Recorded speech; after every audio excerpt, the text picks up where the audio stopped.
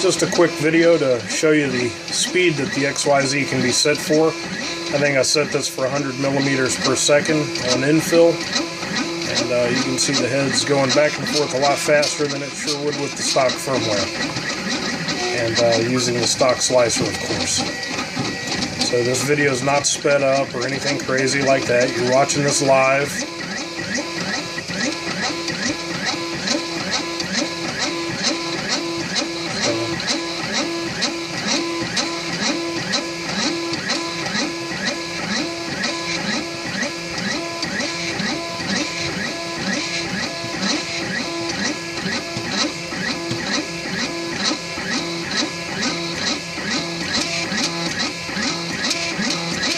Again, I hope I haven't misspoke or anything. This video, the speeds and all were controlled through the slicer program. That's all just uploaded Wi-Fi,